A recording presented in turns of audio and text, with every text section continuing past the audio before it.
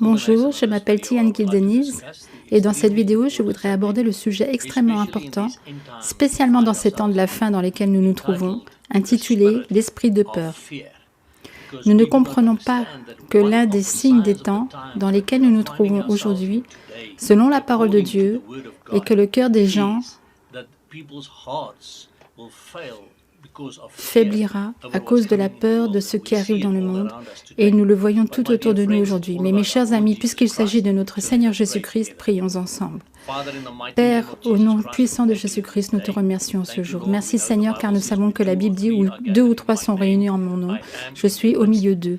Alors Seigneur, nous savons que tu es ici où nous sommes occupés avec cet enregistrement et que tu seras également là où les gens regarderont cette vidéo, où qu'ils soient. Et nous prions Seigneur que toi seul sois glorifié. Nous prions que ton Esprit Saint me sorte du chemin, que je ne sois pas celui qui parle, mais que tu sois celui qui parle en moi et à travers moi, et que tous nos cœurs soient ouverts à la vérité de la parole de Dieu. Et Père, merci de nous donner l'autorité de dire à Satan, nous lions tes œuvres maintenant, tu ne voleras pas ce message des oreilles des enfants de Dieu, et tu partiras au nom puissant de Jésus-Christ. Seigneur Jésus, nous te prions de nous couvrir de ton sang et d'établir tes anges tout autour de nous et que tu sois soi-même un mur de feu autour de nous, où que nous nous trouvions, afin que chaque endroit devienne un endroit sûr et que tu puisses être glorifié. Merci Seigneur pour ta présence. Prends-nous s'il te plaît par la main et conduis-nous maintenant par ton Esprit Saint. Nous le demandons dans le nom puissant de Jésus-Christ. Amen. Ceux qui me connaissent savent que je commence toujours avec ce verset en 2 Corinthiens 1, verset 13, et que je n'utilise que la Bible King James, et ma Bible dit « Car nous ne vous écrivons pas autre chose que ce que vous savez et que vous reconnaissez, et que vous reconnaîtrez, je l'espère, jusqu'à la fin. » Et dans cette vidéo, nous lirons ce que la Bible dit quant à l'esprit de peur et combien il affecte les enfants de Dieu dans ces temps de la fin. Donc nous devons lire ce qu'elle dit et le comprendre juste tel que c'est écrit. En Matthieu 22, verset 29, Jésus dit « Vous errez, ne connaissant pas les Écritures, ni la puissance de Dieu. » Et c'est le problème que la plupart d'entre nous avons. Nous errons, nous faisons des erreurs, car nous ne connaissons pas nos Écritures. Et pourquoi ne les connaissons-nous pas? Parce que nous ne connaissons pas l'auteur des Écritures. Nous ne sommes pas entrés en relation intime, personnelle avec Dieu le Créateur, Jésus-Christ. Et si vous n'avez pas encore reçu Jésus-Christ dans votre vie, j'ai une autre vidéo intitulée « Comment donner sa vie à Jésus-Christ ». Et à la fin de cette vidéo, il y aura une prière également que vous pouvez faire en y mettant tout votre cœur pour recevoir le Seigneur Jésus dans votre vie, afin que vous puissiez vous dresser dans votre autorité en notre Seigneur Jésus-Christ pour pouvoir résister aux attaques de l'esprit dont nous parlons dans cette vidéo. En premier lieu, discutons de l'esprit de peur. Nous lisons en 2 Timothée 1, verset 7, « Car Dieu ne nous a pas donné un esprit de crainte, mais de puissance et d'amour et de conseil. » Donc mon frère et ma sœur, si Dieu ne nous a pas donné un esprit de peur, d'où cet esprit de peur vient-il? Parce que nous devons toujours nous rappeler qu'il n'y a que 2 royaumes sur cette terre, le royaume de la lumière de Dieu, le Père, de Dieu au ciel, et le royaume des ténèbres, du diable.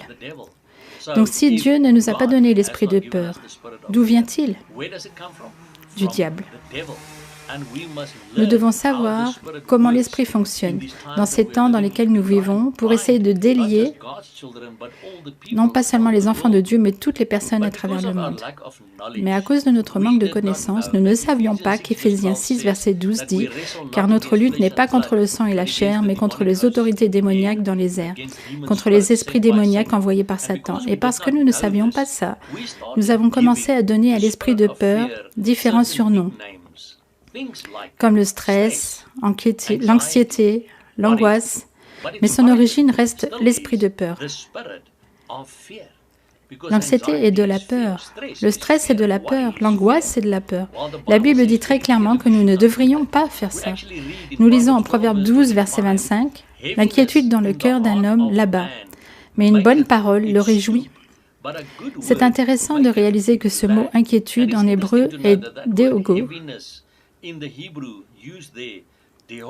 signifie anxiété ou peur. Donc la peur dans le cœur de l'homme l'abat. À quoi ce mot « abattre » se réfère-t-il? Ce mot Shoho signifie déprimer, ce qui veut dire se prosterner, s'accroupir, tomber par terre. Une traduction moderne de la Bible nous donne ce verset de la façon suivante. L'anxiété dans le cœur de l'homme amène à la dépression. Donc l'inquiétude, l'anxiété, et l'anxiété c'est quoi? De la peur. Donc la peur dans le cœur de l'homme amène la dépression.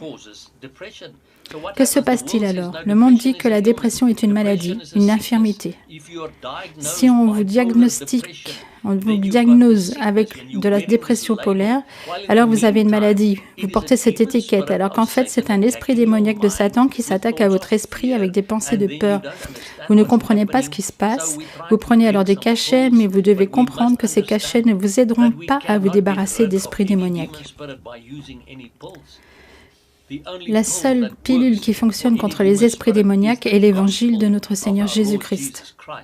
C'est ce que nous devons réaliser. Quand nous commençons à utiliser l'évangile de notre Seigneur Jésus-Christ et l'épée de l'Esprit, la parole de Dieu, contre les attaques du diable et de ses démons, nous pouvons être délivrés.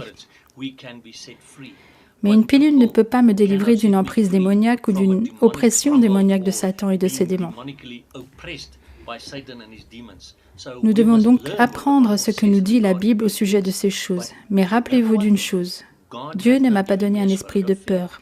Beaucoup de gens me disent, « Tiane, je n'ai pas d'esprit de peur, je n'ai pas peur, seulement un peu de stress au travail, juste un peu anxieux quant à mon mariage et inquiet pour l'avenir de mes enfants. » Oui, ça c'est de la peur, mon frère et ma sœur.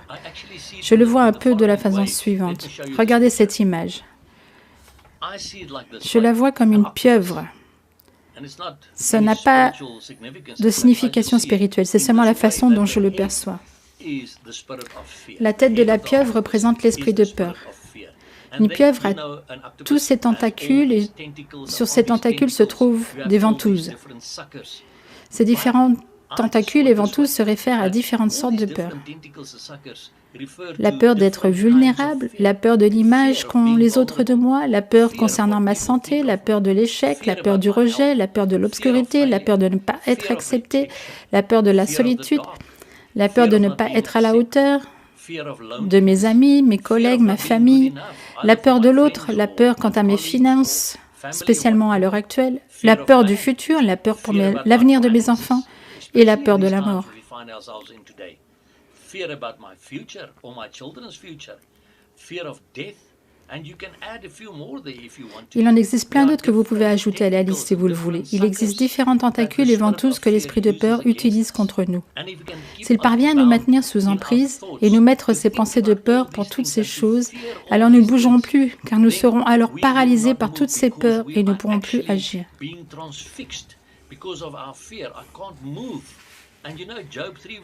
En Job 3, verset 25, il est dit « Car j'ai une crainte et elle est venue sur moi. » Nous devons donc commencer à comprendre ce que dit la Bible à ce sujet et ce que nous devrions faire contre l'esprit de peur et de ces différents tentacules venant nous attaquer.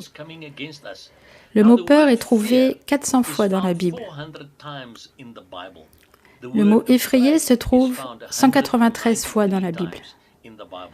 Le mot « peur » Yoré, signifie craindre, moralement vénérer, causalement effrayé, peur, avoir peur, épouvantable, craintif, craintivement ou craignant. Le mot effrayé en grec est phobio, d'où le mot phobie est tiré, et signifie s'effrayer, qui est passivement, être alarmé.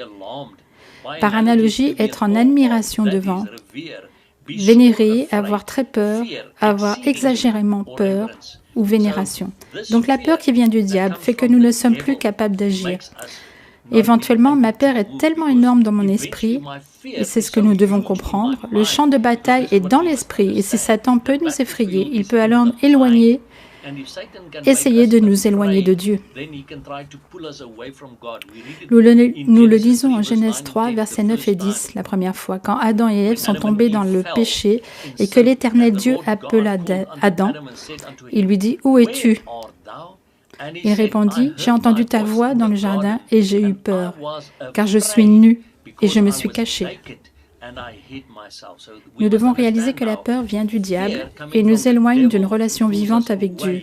Et nous verrons ce qu'est la crainte de Dieu. Mais comprenons la mauvaise sorte de peur.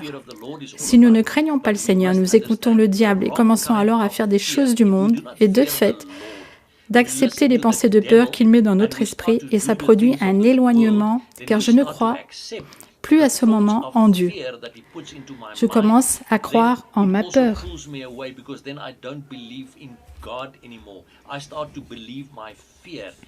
Les initiales du mot fear, F-E-A-R, pourraient se lire fausse évidence apparaissant réelle. Ne laissez donc pas la fausse évidence apparaître réelle dans votre vie. Soyez conduits par la parole de Dieu, Soyez conduits par votre relation personnelle avec le Dieu vivant, pas par la peur des choses qui ne se passent pas, ou au contraire qui se passent, mais pas comme prévu autour de vous. Car Satan met des pensées dans votre esprit et que vous préférez les écouter plutôt que de les rendre captifs à l'obéissance du Christ. Il y a 62 versets dans la Bible qui utilisent les mots « n'aie pas peur ». Et 28 d'entre eux disent « ne crains point » et 4 disent « ne sois pas effrayé ». Ce qui fait un total de 94 versets qui nous disent de ne pas avoir peur. Nous ne devons pas craindre. N'ayez pas peur de ce qui se passe. Les gens disent que la phrase « ne craignez point » se trouve 365 fois dans la Bible, une pour chaque jour de l'année. J'ai entendu des gens dire ça et je le disais moi-même de temps en temps, jusqu'à ce que je décide de compter ces versets qui disent « ne crains point » ou « tu n'auras pas peur ». Je n'en ai pas trouvé vraiment 365, mais 94. Mais c'est déjà considérable. So I don't really find 365 verses saying do not be afraid, but 94 verses are quite a lot. If God repeats Et si Dieu répète quelque chose 94 fois dans la Bible, c'est qu'il la considère comme sérieuse. Il ne veut donc pas que nous soyons effrayés des choses du monde. Mais Satan vient et nous met la peur du monde en nous concernant les choses nous environnant, pour les choses nous environnant, comme je vous l'ai montré avec cette image de la pieuvre et de ses tentacules et ventouses. Ne vous laissez pas prendre, mes frères et sœurs. Tenez-vous-en à ce que la parole de Dieu nous enseigne.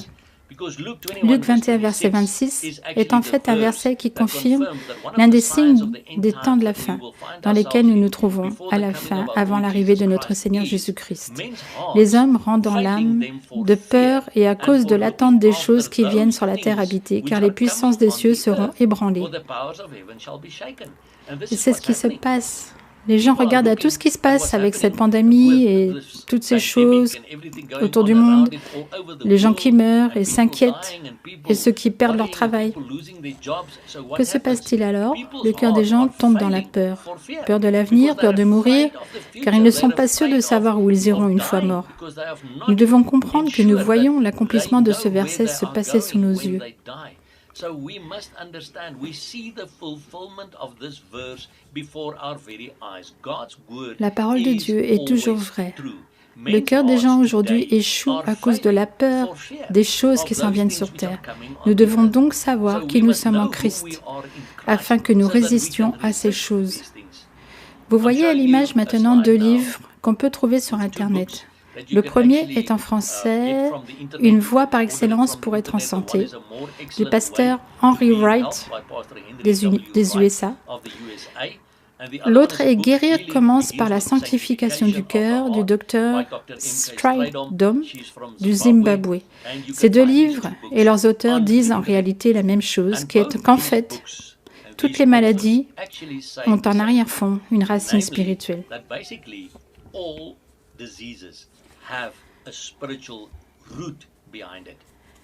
Ils expliquent avec de nombreux détails, avec la parole de Dieu, comment ça se passe et comment le Seigneur leur a montré ces choses. Je prie pour que les gens soient délivrés de certaines racines spirituelles, desquelles les personnes ont été physiquement guéries également. Il serait bon de commander ces 2 livres pour vous. Ces 2 auteurs montrent que nombre des racines spirituelles des maladies d'aujourd'hui viennent de la peur, de l'anxiété et du stress.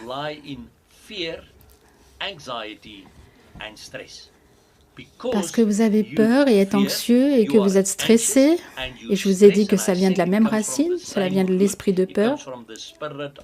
Ce qui se passe, c'est que votre corps réagit de certaines manières. Votre cœur commence à réagir de façon scientifique. Je veux dire, ça a été expliqué scientifiquement pourquoi certaines choses se produisent dans votre cœur, ou à votre cerveau, ou à votre tête, et les gens en meurent.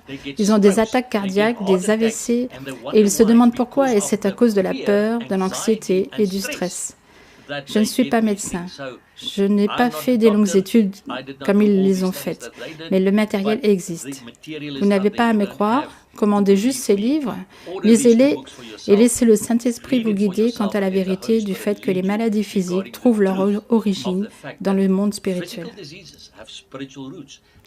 Nombre de ces origines spirituelles sont la peur, l'anxiété et le stress. La question désormais est, comment résister à l'esprit de peur ? La Bible nous enseigne en Jacques 4, verset 7, « Soumettez-vous donc à Dieu, résistez au diable et il fuira loin de vous. » Vous voyez ce qu'il dit ici ? Il fuira loin de vous. Beaucoup disent, « Oui, Seigneur Jésus, s'il te plaît, éloigne le diable de moi. » La Bible dit, « Non, vous devez vous soumettre à Dieu. Vous devez résister au diable et alors il fuira loin de vous. » Dieu le répète en 1 Pierre 5, versets 8 et 9. Pierre écrit, « Soyez sobres, veillez, votre adversaire, le diable, rôde comme un lion, rugissant autour de vous, cherchant qui il pourra dévorer. Résistez-lui, étant ferme dans la foi. » Donc, qui doit résister au diable? Nous le devons, en restant ferme dans la foi. Quelle foi? Eh bien, la Bible dit en Galates 2, verset 20, « Ce n'est plus nous qui vivons, c'est Christ qui vit en nous, si nous avons reçu le Seigneur Jésus-Christ dans nos vies. » La Bible dit en 1 Jean 4, verset 4, « Celui qui est en vous est plus grand que celui qui est dans le monde. » Donc, qui vit en nous? Jésus-Christ, si nous l'avons reçu, et il est Dieu, le Créateur. Il est donc plus grand que Satan et que tous ces démons qui viennent après nous. Nous devons lui résister. La question est, comment résistons-nous au diable? Nous pouvons lire encore et encore l'Évangile en entier, et nous verrons que Jésus est l'exemple. Jésus n'a jamais pensé comme les démons. Il a toujours proclamé la parole. Satan, il est écrit. Il a donc toujours utilisé la parole de Dieu comme une arme contre Satan et ses démons. Nous devons aussi proclamer. Si une pensée de peur vient dans mon esprit, je dis, « Seigneur Jésus, je te soumets cette pensée de peur maintenant. Satan, au nom de Jésus-Christ, l'esprit de peur qui m'attaque, que ce soit la peur de l'autre, la peur de l'échec, la peur de ne pas être à la hauteur, la peur de rater mes examens, la peur de perdre mon mariage, quelle que soit la peur, je te résiste maintenant et tu fuiras loin de moi au nom de Jésus. » Je dis toujours aux gens, mathématiques de base, 1 plus 2 égale 3. La première condition est, soumettez-vous donc à Dieu. C'est-à-dire, donnez vos pensées, votre esprit, votre vie et tout ce que vous avez, soumettez-le à Dieu. C'est la première condition. Ensuite vient l'instruction. Et l'instruction est, résister au diable. La promesse qui s'ensuit est, et il fuira loin de vous. Cette promesse, par contre, ne s'accomplira pas si je ne mets pas en place 1 plus 2. Donc, Seigneur, je te soumets mes pensées, et Satan, je résiste à l'esprit de peur, et tu fuiras loin de moi, au nom puissant de Jésus-Christ. Parce que je te résiste, Satan, et reste ferme dans ma foi que je ne vis plus. C'est Jésus-Christ qui vit en moi, et que tu fuiras loin de moi.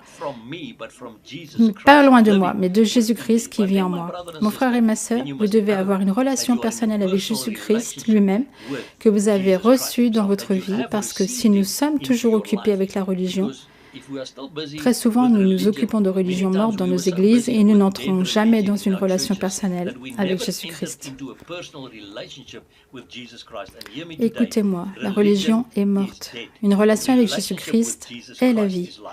J'en parle avec plus de détails dans ma vidéo « Comment donner ma vie à Jésus-Christ » que vous pouvez aussi voir, parce que c'est un sujet éternellement important à vraiment intégrer, car nous mourrons tous un jour. La question est alors, où irez-vous quand vous mourrez? Voyons maintenant un de ces versets, « Tu ne craindras point ». Nous trouvons ça en Psaume 91, versets 5 à 10. J'ai aussi fait une vidéo uniquement sur le Psaume 91 appropriée dans ces temps de la fin que vous pouvez aussi voir, si vous le voulez. Cela dit ce qui suit. Tu ne craindras, vous voyez ça? ni les terreurs de la nuit, ni la flèche qui vole le jour, ni la peste qui marche dans les ténèbres, ni la contagion qui frappe en plein midi. Que 1000 tombent à ton côté et 10 000 à ta droite, tu ne seras pas atteint. De tes yeux seulement tu regarderas et tu verras la rétribution des méchants, car tu es mon refuge, ô Éternel. Tu fais du Très-Haut ta retraite. Aucun malheur ne t'arrivera, aucun fléau n'approchera de ta tente. There shall no evil befall thee, neither shall any plague come nigh thy dwelling. See, it's all about making the Lord your habitation.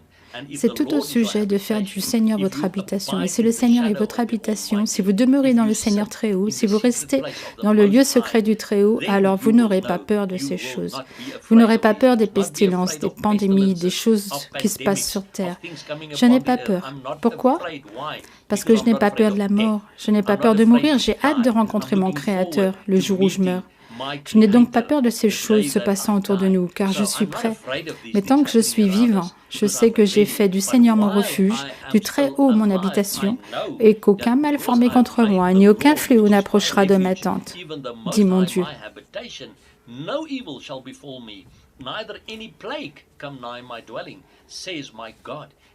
Et je crois mon Dieu parce qu'il est toujours le même Dieu qui a marché avec Adam et Ève. Il est toujours le même Dieu qui a parlé à Abraham et à Sarah. Il est toujours le même Dieu qui a parlé à Paul, à Pierre et à tous les autres disciples. Il est le même Dieu que vous et moi servons jusqu'à aujourd'hui. Et il n'a pas changé. Donc s'il leur a dit dans l'Ancien Testament, « Ne craignez point, ne soyez pas effrayés pour ces choses », devinez ce qu'il nous dit encore aujourd'hui. Nous lisons aussi en Apocalypse 2, verset 10, « Ne crains en aucune manière les choses que tu vas souffrir, ni ces choses qui nous entourent et se produisent dans cette fin des temps. » Voici, le diable va jeter quelques-uns d'entre vous en prison, afin que vous soyez éprouvés, et vous aurez une tribulation de 10 jours. Sois fidèle jusqu'à la mort, et je te donnerai la couronne de vie. Donc même les martyrs, ceux qui sont martyrisés pour leur foi, recevront une couronne de vie de Jésus, afin qu'ils ne craignent la mort. Ils n'auront pas peur de marcher vers une guillotine ou quoi que ce soit d'autre qui se passe. Nous ne devrions pas craindre ces choses. Vous et moi, si nous sommes prêts pour l'enlèvement de notre Seigneur Jésus-Christ, ne nous sera pas non plus applicable, car si nous sommes prêts, Jésus nous éloignera de la tribulation venant de Dieu. Mais en ces temps, nous nous retrouvons persécutés par le monde, et j'ai aussi une vidéo sur la persévérance dans la foi pour se reposer en Jésus, que vous pouvez aussi regarder, où j'explique cela de manière beaucoup plus détaillée. Donc je ne vais pas en discuter ici, car j'en ai déjà parlé en détail.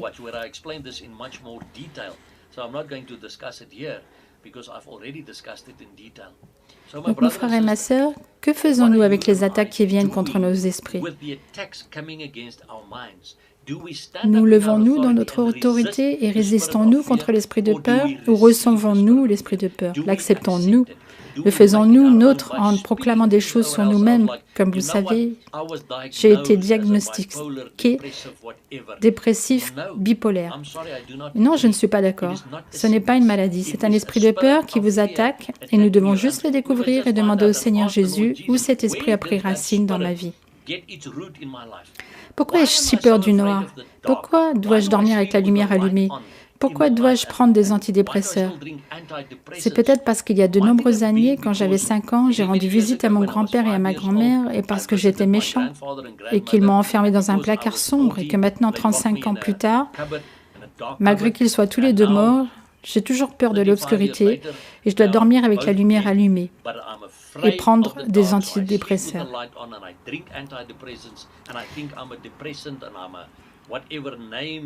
Mais quelle que soit l'étiquette qu'il m'ait donnée, le moyen d'être libéré de cette lourdeur qui atteint mon rythme cardiaque, l'anxiété qui cause la dépression est premièrement de pardonner à mon grand-père et à ma grand-mère pour ce qu'ils m'ont fait et pour la peur qu'ils ont déclenchée, et également de me soumettre à Dieu et de leur pardonner.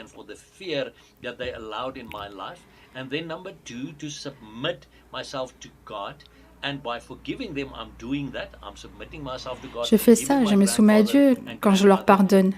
Et ensuite, je résiste au diable en disant à l'esprit de peur, « Au nom de Jésus, je brise maintenant ton emprise et tu pars au nom puissant de Jésus. » Et puis vous pourrez retourner chez votre médecin et lui dire, « J'ai maintenant traité la racine de ma dépression. J'ai pardonné à ceux qui ont causé la peur dans mon cœur. Donc, s'il vous plaît, marchez avec moi et diminuez progressivement le dosage jusqu'à ce que je puisse me débarrasser de mes pilules.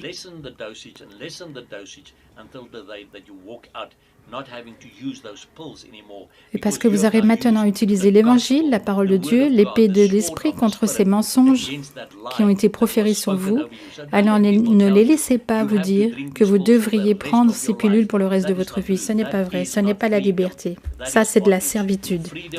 La liberté se trouve dans la parole de Dieu. Dieu peut vous délivrer. Rappelez-vous simplement que vous devez traiter avec les gens qui causent la peur dans votre cœur, en leur pardonnant. Mais ensuite, vous devez aussi résister et réprimander l'esprit de peur. Et à la fin, vous pourrez vous débarrasser de vos médicaments. Je ne suis pas en train de dire que vous devez jeter toutes ces pilules d'un coup, sauf si le Saint-Esprit vous le dit. Je vous dis de marcher sur la route en expliquant au médecin que vous avez traité la racine spirituelle de ce problème que Satan a causé dans votre vie, afin que vous puissiez éventuellement vous délivrer de l'utilisation d'antidépresseurs, parce que Dieu est venu libérer les captifs et non les garder en servitude. Deuxièmement, voyons la crainte du Seigneur. C'est un type différent de peur. Luc 12, verset 5 dit « Mais je vous montrerai qui vous devez craindre. Craignez celui qui, après avoir tué, a le pouvoir de jeter dans la géhenne. Oui, vous dis-je, craignez celui-là. » Donc nous devons craindre le Seigneur, car il est le seul qui puisse faire ça. J'ai une autre vidéo, l'enfer est aussi réel, que vous pouvez regarder si vous le voulez, car l'enfer est définitivement un endroit réel. Notre Seigneur en parle un certain nombre de fois et il nous l'a appris, mais nous n'avons pas besoin de craindre Satan et ses démons. Nous devons avoir la crainte du Seigneur et nous lisons dans la Bible environ 27 à 29 fois quant à la crainte du Seigneur. Voyons quelques-uns de ces versets. Le premier est le psaume 111, verset 10, qui dit « La crainte de l'Éternel est le commencement de la sagesse. Tous ceux qui pratiquent ses préceptes auront une bonne intelligence. Sa louange demeure à perpétuité. » Je rappelle toujours aux gens que si vous lisez le mot « Seigneur » dans la version King James en majuscule, en hébreu c'est Yod, Ev, Vav, He, et qu'en hébreu le nom de notre Père est Yahweh. Donc la peur de Yahweh, la peur du Seigneur, la crainte de l'Éternel est le commencement de la connaissance. Donc la crainte du Seigneur n'est pas d'avoir si peur de Dieu que vous ne voulez rien avoir avec lui. La crainte du Seigneur ne signifie pas d'avoir si peur qu'il vous frappe d'un éclair. Non, la crainte du Seigneur vous donne la sagesse. Si vous commencez à comprendre ce que la crainte du Seigneur amène, vous commencerez à recevoir de la sagesse. Et nous lisons aussi en Proverbe 1, verset 7, « La crainte de l'Éternel est le commencement de la connaissance. Les fous méprisent la sagesse et l'instruction. » Donc si vous commencez à vivre dans la crainte du Seigneur, vous commencerez à obtenir la sagesse et la connaissance. La sagesse et la connaissance de quoi? De ce que la parole de Dieu nous enseigne. Ce qui ensuite nous conduit à ce qui suit. En Proverbe 8, verset 13, nous lisons « La crainte de l'Éternel, c'est de haïr le mal. Je hais l'orgueil et la hauteur et la voie d'iniquité et la bouche perverse. » Donc si vous commencez à comprendre que la crainte du Seigneur est le début de la connaissance et le début de la sagesse de ce que la parole de Dieu nous enseigne, cela vous amènera à commencer à haïr le mal afin qu'il ne vous éloigne pas de Dieu, mais plutôt vous en rapproche. Et le plus vous vous approchez de Dieu, le plus vous recevez de connaissance et de sagesse de qui il est et de comment nous le craignons. C'est une révérence, un amour, une peur du Seigneur qui nous rapproche de lui. Alors nous commencerons à haïr le mal. Et Proverbe 16, verset 6 dit « Par la bonté et par la vérité, propiation est faite pour l'iniquité, et par la crainte de l'Éternel, on se détourne du mal. » Vous voyez? Donc si je vis dans la crainte du Seigneur et que j'ai la connaissance et la sagesse de qui il est et de ce qu'il attend de nous, je m'éloignerai du mal. Donc la peur du Seigneur ne m'éloigne pas de Dieu, ça m'en rapproche plutôt et me repousse du mal. Ça me fait haïr le mal, ça me fait m'écarter du mal. Proverbe 22, verset 4 dit, « Le fruit de l'humilité, de la crainte de l'Éternel, c'est la richesse, la gloire et la vie. » Vous voyez ça? Si je suis humble, comme Jésus était humble, et que je vis dans la crainte du Seigneur, je recevrai richesse et honneur et vie. De qui? De Dieu lui-même, qui me bénira comme son enfant, parce que je vis dans la crainte de lui. Je ne vis plus dans la peur du diable, je ne vis plus dans la peur des choses qui se passent dans le monde. Je vis dans la peur du Seigneur qui me rapproche de Dieu, de notre Père Yahweh. Et que se passe-t-il alors? Je commence à m'éloigner du mal, à le détester, et Dieu commence à me bénir d'une manière que je n'ai jamais vue auparavant dans ma vie. Nous lisons en Apocalypse 15, verset 4, « Pour les gens debout autour du trône, ceux qui n'ont pas reçu la marque de la bête, et pendant la période de tribulation de 7 ans qui viendra sur la terre, et ils disent ce qui suit, « Qui ne te craindrait, Seigneur, et qui ne te glorifierait ton nom? Car seul tu es saint. » Nous devons comprendre ça. Seulement Dieu est saint, personne ni rien d'autre. Seul Dieu est saint, car toutes les nations viendront et se prosterneront devant toi parce que tes faits justes ont été manifestes.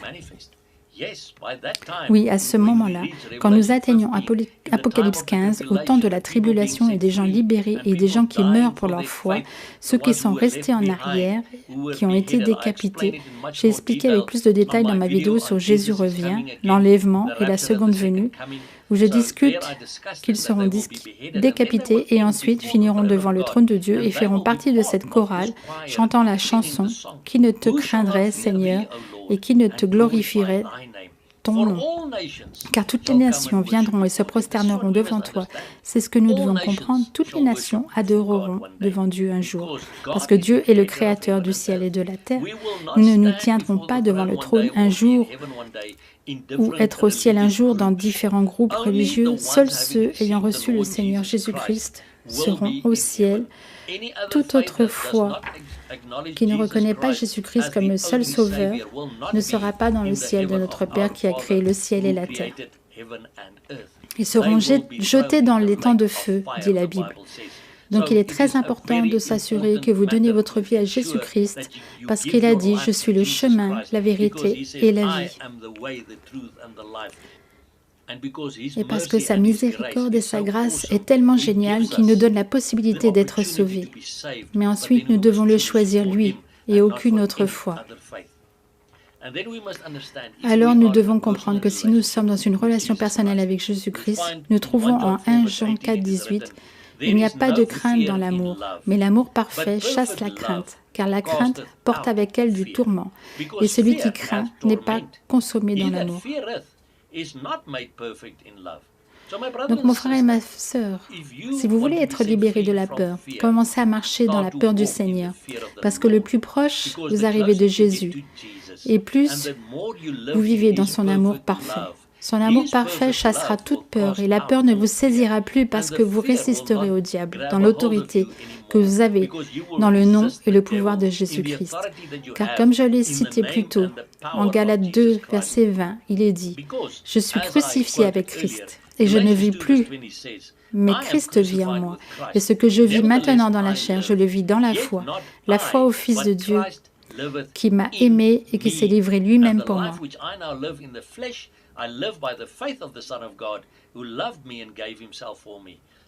Donc si Jésus-Christ vit en moi, il est l'amour parfait. Donc si l'amour parfait vit en moi, pourquoi devrais-je craindre quoi que ce soit qui vienne contre moi, physiquement, spirituellement, financièrement, dans mon corps ou autre? Je n'ai pas à craindre. N'ayez pas peur, ne soyez pas effrayés, car ces choses viennent du diable. Mais oui, craignez le Seigneur. Vivez dans sa sagesse et sa connaissance, et vous saurez qu'il y a une éternité qui vous attend, une éternité de gloire pour être avec lui. Rappelez-vous que Jésus n'est pas un Dieu mort. Nous lisons en Apocalypse 1, versets 17 et 18, où Jésus dit « Ne crains point ». Encore une fois, il le dit « Moi, je suis le premier et le dernier, et le vivant, j'ai été mort. Et voici, je suis vivant au siècle des siècles. » Amen. Et tout l'honneur et la gloire reviennent à Jésus-Christ de Nazareth. Mon frère et ma sœur, seul Jésus-Christ nous permet, à vous et à moi, de vivre dans l'éternité.